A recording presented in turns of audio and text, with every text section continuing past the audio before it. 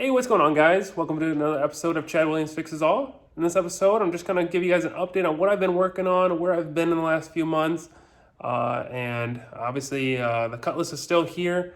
I've been working on that a lot still, but I also have another car in the garage right now. But just let's go ahead and start giving an update on what I've been up to.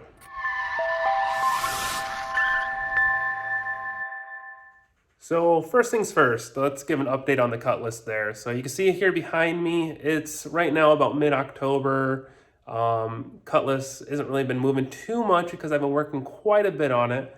I've been working on the interior mostly. I have a long video coming out very soon, but I've just been waiting on parts, trying to get things all squared away. And I'm coming to find out that I will not have all the parts for the Cutlass this year. Just a lot of backups on the supply chain at one of the manufacturing companies that I ordered some parts from. So that kind of stinks, but I can go ahead and give you a rundown of what's done right now and give you anticipation of the upcoming episode here. But obviously you see here the Saturn Vue that I've been working on. The Saturn Vue is actually just a small project car for me. So I do some project cars like this just to get a little extra money, and they're fun, they're easy. It's kind of what I'm going to be working on a little bit tonight. I've been doing a motor replacement on it. The old motor, the timing chain went on it, and it blew out all the intake valves. So that was fun. It's actually already been pulled, and the new motor's been set in, but that's about all that's happened. So we'll go ahead and get a little bit more in-depth view on the Saturn Vue in a few minutes. But let's go ahead and take a look at that Cutlass real quick so that way you can see what's coming up in the upcoming episodes. So you can see it's a little dusty right now from not being driven at all. But let's go ahead and cut into the inside here. And you can see that the interior is pretty much gutted here. And that's because I have been completely redoing it. So I don't want to give too much away. But obviously these are the same seats that I have had. But I've ordered a lot of new parts for the interior, and that's where a few things have been taking a little bit of time, which one of the things that have been taking a little bit of time are these rear door cards here. So I got a lot of stuff on order. I've done a lot of stuff already. Little sneak peek back there. You can see the back deck lid. But there's a lot of things coming for the Cutlass, and I'm going to be having that video up very, very, very soon. Otherwise than that, let's go ahead and switch over to a couple other cars I've been working on. Let's go ahead and open the garage door here. So I still have the Cruise, my wife's Trax, but the Cruise actually I'm going to be working on here in a little bit. I'm getting a lean air coat on that due to the valve cover. I've replaced the valve cover once on my wife's car. Same 1.4 liter. I've replaced the valve cover gasket on my car before, but never the actual valve cover. But that diaphragm is leaking off the top and give me a lean code. So I got one of those valve covers on order. Should be coming soon. So we'll do that in a future episode. You can see over here a couple of engines that are just been sitting out. So this is the Ecotec older 2.2 liter out of that Saturn Vue right there. And then the other Ecotec, this is the 2.2 liter. This has the individual coil packs on top, which was out of this Cobalt. So sorry it's a little dark right now, but I actually already have completed this Cobalt. It's going to be up for sale soon. But this had the similar issue, but this had a rod knock on the Cobalt. But this is done, already all replaced, everything like that. I didn't do any videos on that because it was just a quick little flip. But circling back to the Saturn Vue again, let's go ahead and pop the hood and I'll show you what I mean. But we're going to shut the garage door since we don't need to be outside anymore. So you can go ahead and see that I have the engine dropped in here. It's a it's an engine out of a 2005 Cobalt. So around the 2005, 2006, I believe, they still had the older Ecotecs in them until they switched to the Ecotec that's in the Cobalt that I actually have out in the driveway that you just saw. So I was able to grab this one, fairly low miles. This has like 80,000 miles on it, which is fantastic. It's very, very, very clean. Only spot that isn't too clean is in the front here, where it looks like they spilled some oil when filling it up. But this is actually looking really good, and last night I actually sat this in and got a couple bolts started on the bell housing. So This is a manual transmission Saturn Vue. Had a little bit of issues lining everything up. I don't do too many manual transmissions. I usually do automatics. So I'm not as familiar with these, but got it all lined up, got the bell housing together, got the flywheel, new clutch plate, new everything in there.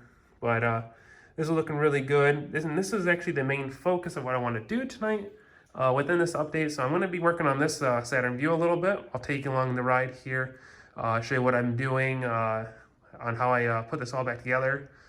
But I got a few things I need to do first. Like I took off the front timing chain cover, it gave me a little extra clearance.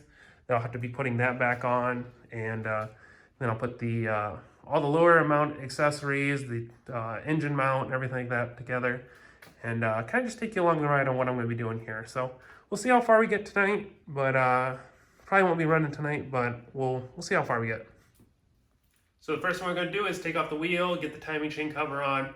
That way I don't forget, get the harmonic balancer on, everything like that, so that way I can actually get the engine in position and get some motor mounts bolts all lined up and everything like that. And then I can put the rest of the bell housing bolts in. So let's go and take the wheel off, do the timing chain cover, everything like that, and let's keep going.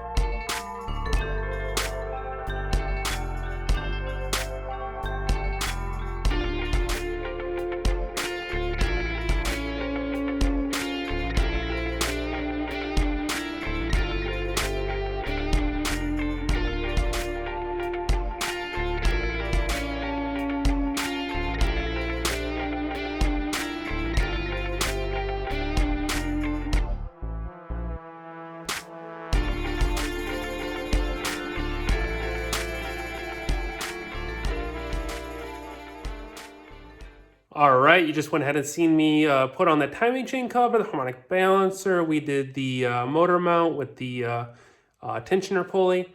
Let's go ahead and take a deeper dive into this, see what I actually did. So it actually all went in fairly simple. Timing chain cover was easy. The motor mount, I did find that in the trunk. So I got this Saturn Vue actually in pieces. The head was already taken off and everything was in the back. But I did take the block out, so I knew where a lot of the bottom end stuff was.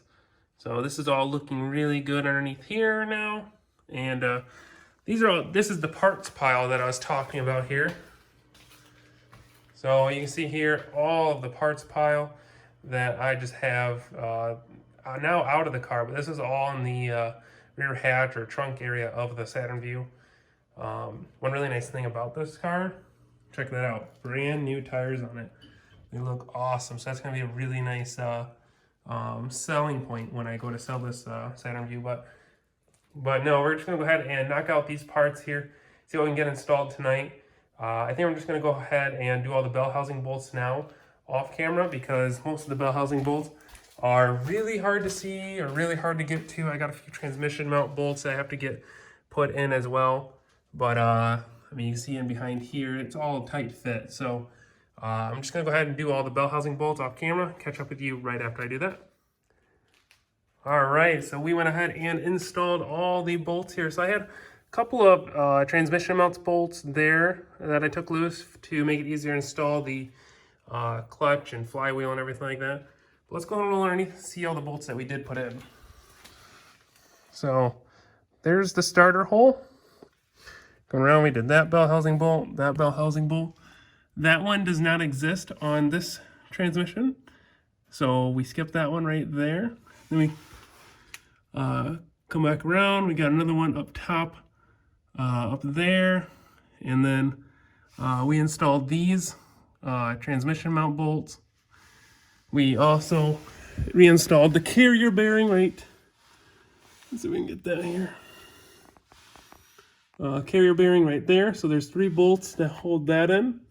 So we installed that carrier bearing back in. And yeah, I think we're done with everything under here as far as like the bell housing goes. So we'll go ahead and go back on the top side and let's see what we gotta do there. So now back on the top side. So I think what we'll do next is start installing the pieces on the bottom. So probably gonna start doing the air conditioner down there. I gotta take that bolt out that I was using for leverage when installing this. Put the starter in and start running the wiring harness around so that way it will all fit correctly. So I'm gonna start doing that and we'll touch base after I get those 2 things installed. All right, so let's do an update here. So we have the air conditioner installed. It still spins pretty well here, so very happy about that. And we also have the starter installed. I also installed like these ground straps, and then the crankshaft position sensor, the oil sanding unit there. Installed all the lines and connectors over here. I think the next thing we can probably do is install the alternator over here, and probably get to these water hoses on the right side here before we get too much junk in the way. So we'll go ahead and install that stuff and then show you what it looks like after. All right, another quick update. We got that alternator installed. I went ahead and greased up the bearing a little bit. It was a little stuck, but it shouldn't matter. I think it's gonna be good now.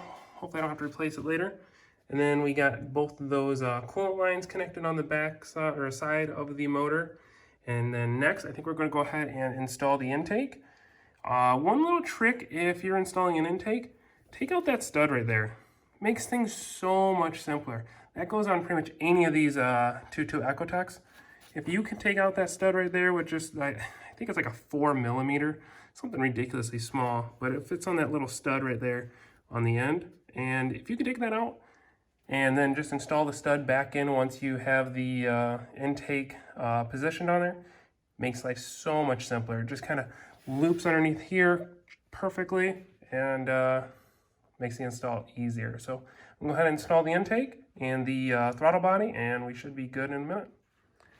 All right, we have the intake completely installed with that throttle body. I went ahead and installed the computer right there too, and both the plugs up here at the same time, and also plugged in the throttle body. Over on the right side here, you do have that brake booster line coming off the side of the intake. So we got that also installed. But I think I'm gonna call it quits for tonight. I think in the next episode, we'll probably get to hear this thing running. Not much left, honestly. We have just the rest of the fuel rail. We have that evap system on the right side. We got the exhaust manifold, which isn't too bad.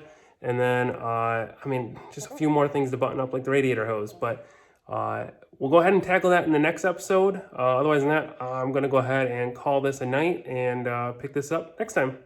Thanks for watching, guys. Like, subscribe, do the whole thing, and I'll see you next time.